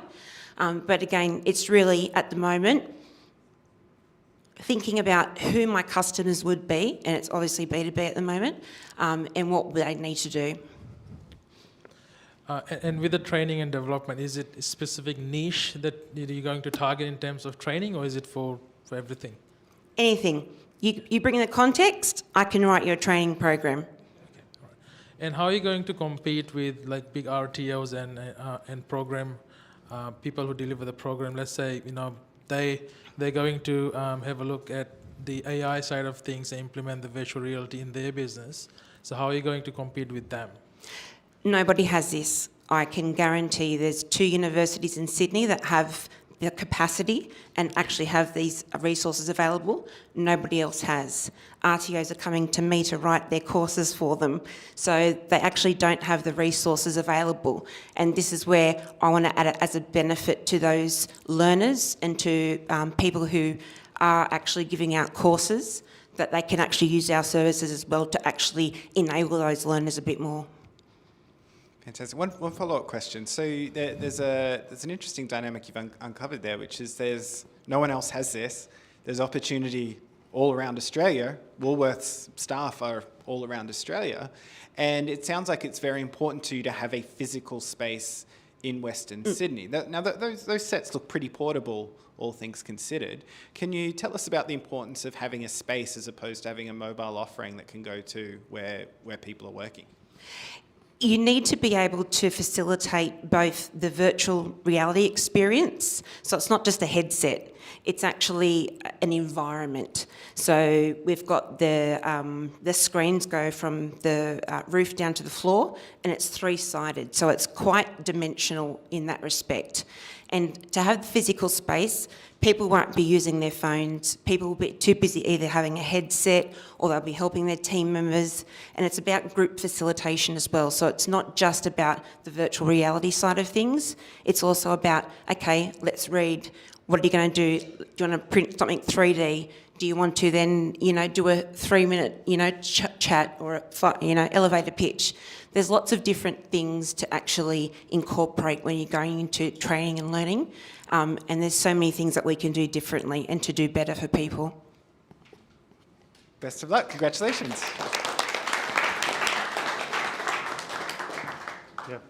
Yeah, thank you, Nikki. I think, yes, Nikki has also been shy to mention, she actually has a super deep domain expertise in this area. So I think, it's really set to disrupt this industry in this area. And the Western Sydney. Isn't that great to hear, like the Western Sydney born and bred? So the next guest deserves a bit of a special introduction, Melanie.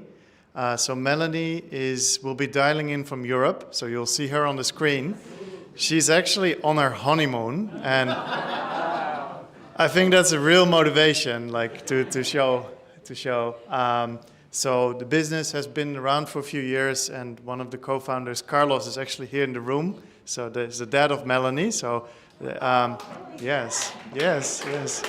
So yes. So if you want to speak more, please speak with Carlos after as well. And so they'll be dialing in from Europe. It's a business that has already seen a lot of success. I was fascinated to hear the story about the Ukraine and Russian people that they've both helped, and you can speak about them after this.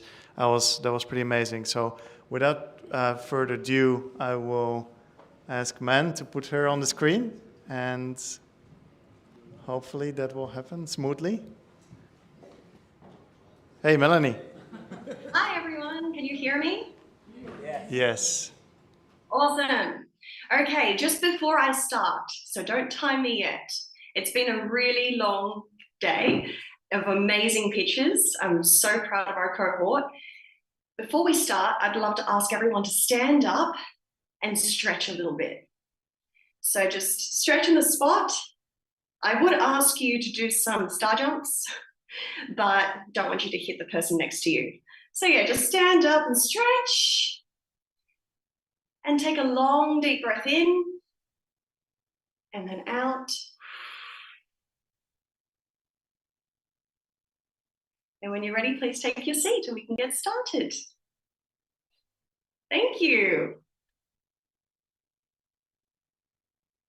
So, good evening. My name is Melanie Ramundo, and I'm the Director of Active Learning International, the umbrella organisation for the Play of Life. Hello from Italy. Today, I have the honour of presenting to you a groundbreaking method that has the potential to revolutionise the mental health industry by unlocking the power of play for a happier life. The Play of Life was born over 30 years ago from the visionary mind of my father, Dr. Carlos A. Raimundo, an Argentinian psychiatrist with an MBA and a passion for neuroscience. And he is present with you today in my place. His goal was to transform the mental health industry, and his work earned him the Innovators Award by the ASGPP in New York in 2004. So safe to say, it's in my blood. As a family counsellor, I've seen the challenges mental health professionals and seekers face, what we call clients. The global demand for emotional support is soaring, leading to overwhelming wait times of up to 6 months, leaving professionals struggling and seekers disheartened. The core issue lies in traditional verbal therapy methods, which often take a long time to reach the root of a client's problems, if ever, causing frustration and hindering progress and draining emotional energy for mental health professionals and their clients alike. So here's where we come in. The Play of Life is a paraverbal technology that accesses parts of the brain that traditional verbal communication cannot.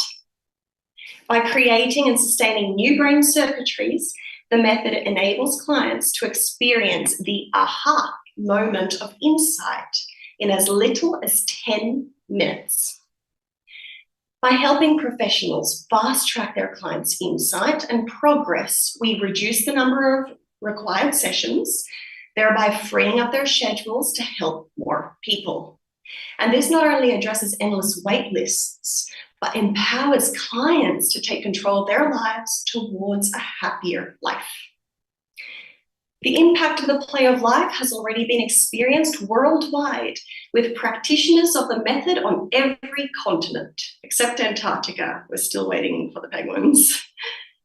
So here's a snapshot of our current global reach with our Global Practitioner Registry, or GPR for short. And with improved courses, systems, and an equipped team, we are poised to take the Play of Life to the next level. Unlike competitors whose methods may seem similar to the Play of Life, our unique competitive advantage lies in our method's extensive neuroscientific foundations, ongoing exploration, GPR, and digital applications. The Play of Life goes beyond mental health and has proven successful in corporate leadership and self-help. This versatility is what sets us apart as a disruptor in the mental health field. Our roadmap begins with mental health professionals expanding our GPR with a global serviceable addressable market in the hundreds of thousands.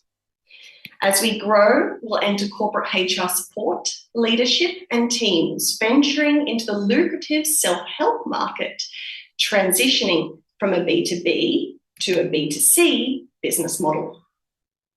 Carlos and I couldn't do this without our incredible team, to which we are extremely grateful. And so you can stay in touch with us via email, via our website, by social media, or the QR code. So together, let's unleash the power of play and help people find happiness in their lives. Thank you. Any questions? And I hope everyone's still there because I can't hear anything. Happy honeymoon.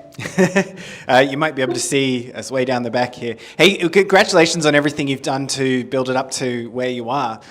So if this is a pitch night asking for money, why do you need money? It seems like you're off and away already. Well, that's the thing, is we need to get to the next level. So thus far, we have been around for a very long time, but now we have an MVP. We have 2 applications, we have training, we have our product. It's just, we need more of the manpower to get us to that next stage. So we have an amazing team. We just need to expand that team to really broach that global market that we can access. And we're still working out the numbers of exactly what that looks like. Thank you. So my question is in terms of, so you've been in the business for a long time. So with the capital raising, what are you going to invest the money into? Is it marketing, people, or training and development? Well, yeah, basically those 3 things. So it would be staff, it would be marketing, it would be So one of our biggest marketing things is not just social media, but it's also going to conferences and presenting in international conferences and workshops, which is expensive. So those sorts of things for marketing exposure, team growth and development, and also building up our applications. So having a good team to build those applications to the next level up. Sorry? Oh, sorry, I can't hear very well. Yeah. All good? Other questions? Yeah, no, thank you, Melanie. I think everyone enjoyed your pitch like I did. And please ask also Carlos after about the Russian, how they help both people in Ukraine and Russia with mental health. I'm still stuck in my head. So the last, but definitely not least, we have TDMN with Dominic. So he recently signed up a big retailer in the UK. It's a great business, and he'll be able to tell you better. Yeah, I'll hand the floor to Dominic. Thank you. Thank you.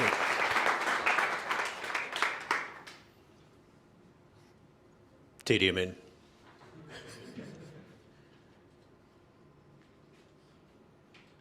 Man.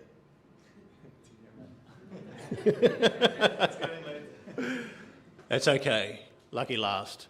Good evening, everybody. My name's Dominic Amendolia. I'm the founder and CEO of TDMN, which stands for Trolley Data Management Network.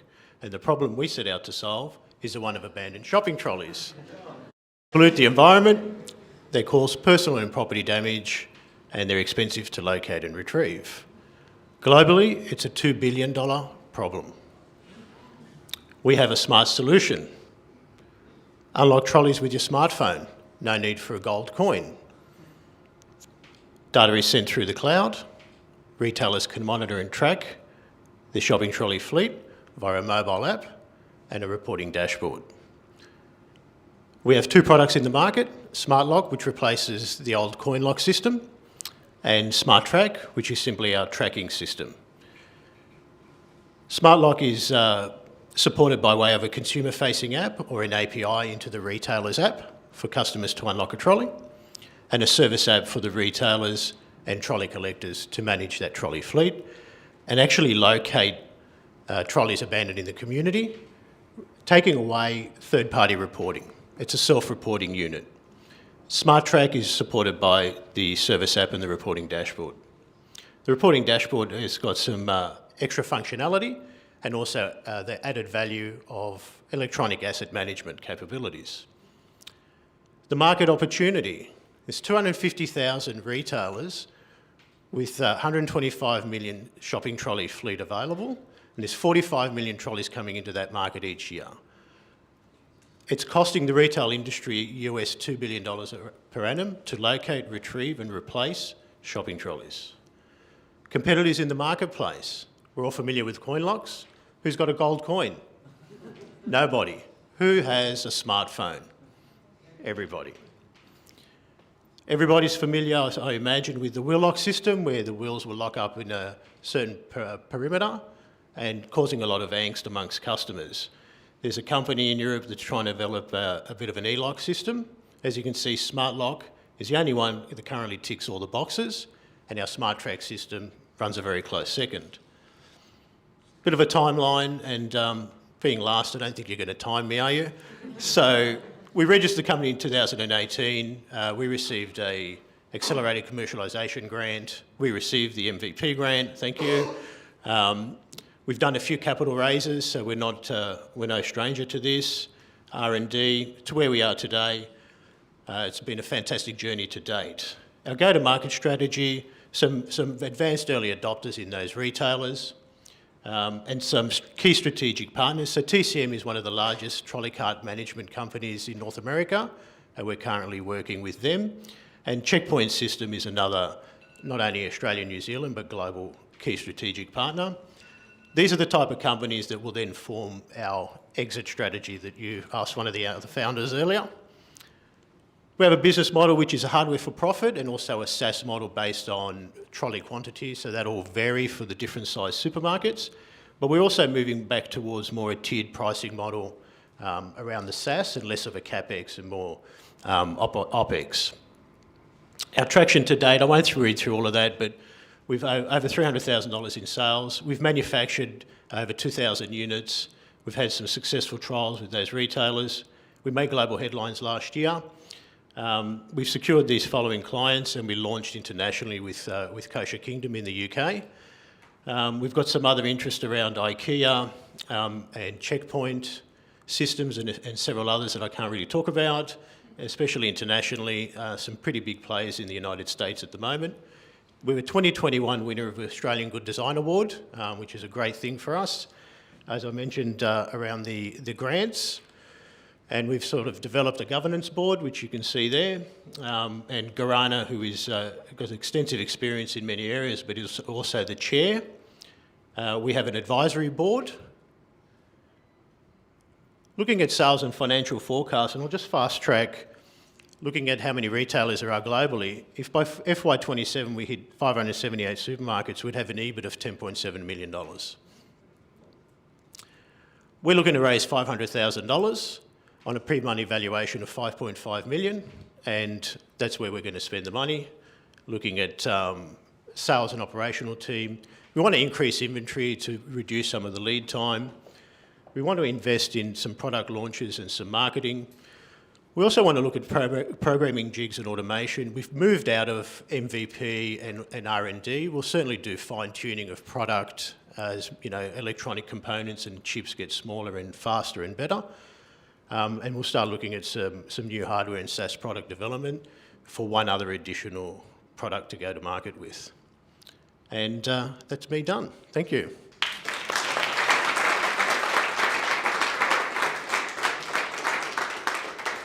Questions? Yeah, looks like you've rolled it out quite substantially, pun intended. What's in the box? What's in the thing that you're attaching there? Does this also lock the wheels? Is it GPS-based? What's in there? It's a GPS-based. No, it actually, so Smart Lock replaces Coin Lock. So the same mechanical function of pushing in a coin, you simply do via an app and scan a QR code. The scanning of that QR code unlocks the trolley in about 3 to 5 seconds. I need to add that that's first in the world. Thanks, Dominic. I want to know about the advisory and the governance board you have. How do they support with the strategic direction of the business? So governance board is there to support around the governance and key governance areas that all businesses have to adhere to. The advisory board is centred around strategic tasks. So we're in the middle of a major tender with an airport operator in Europe at the moment. So 2 of those advisors have jumped in and sort of picked up some of the heavy lifting while I'm still working through manufacturing and what we're happening in rolling out the Australian market. So we cherry pick their experiences and we bring them in as we need those. Fantastic. Congratulations. Thank you. But now, when you put a coin, you don't put any data, right? You don't know who's shopping, who's entering the Woolworths, right? Great. Now you're into big thing because now people are going to scan their phone and you know who is actually going into the shop. So via the app, you only need to enter your email address and nothing else. No, I'm saying that data is very useful for the Yes. Woolworths or the IGA. Yes. Where they can use to promote other things. Yeah. Right? Because it's like almost you're checking in. If I'm getting a Woolworths trolley, I'm not going. So from a privacy point, so we've been very careful about what data we take. But from a functionality point, so companies like Coles or Woolworths especially, the idea is integrate into their app so that unlock functionality happens within their app, so we'll provide the API. The best part is, and we proved this in Coles last year when we did the trial, that 9,000 customers downloaded that app, our app, and used it, and at point of entry, opened an app. The ability for Coles and Woolworths to communicate with their customers in real time has never been seen before. Because right now, when we open the app, is at exit. So we scan our Flybuys card or our Everyday Rewards card when we're leaving the store. So stores that currently have a coin lock system, and there's probably 300 of those nationally. Customers are already used to interacting with a trolley. So for us, it's a no-brainer to swap over to a smart lock system, but also gives the retailer the opportunity to communicate in real time. But more importantly, give you as a customer the opportunity to opt in or opt out whether you want that communication. So I think that's the most compelling part of your pitch. That needs to be in the pitch, not in the Q&A. That's brilliant. All right. We'll save the rest of the questions for over drinks. Congratulations and well done. Thank you very much. Thanks. Yeah, thank you, Dominic. I think definitely, very impressed and very mature business. And I was recently actually fortunate enough to be at the one event we held here, which was the Western Sydney Angels event in partnership with Western Sydney Uni. And Dominic was pitching, and he actually raised money from the Western Sydney Angels. And there were some hard questions asked, but I think Dominic really knows what he's doing. So you can ask him hard questions, and he knows how to do it, how to answer them. So that's really good. That's why I said last but not least. So yeah, we're coming now to an end. It was a really good night. 10 amazing founders. So I don't want to speak too much. I think from my side, I just want to thank you all personally for coming out here tonight and meeting those 10 great founders. And please have in mind, like, you've seen their pitches, you've seen their passion. People are zooming in from a honeymoon. So you've seen the dedication these 10 people have, these 10 great founders have. And, don't know what's happening, by the way. Am I seeing things? It's getting late. So please, if after at the networking drinks, try to have a chat with them, and if you can help them through a connection, through an investor, or through a partnership option, or anything at all, please have a chat. Thank you again. If you need a tour here, my colleague in red, Isabel, Isabel, and also Jenna will be happy to take you around the building if you want to see the space a bit more for the ones who haven't been here. And please come back and subscribe to our newsletter. So come back and stay across.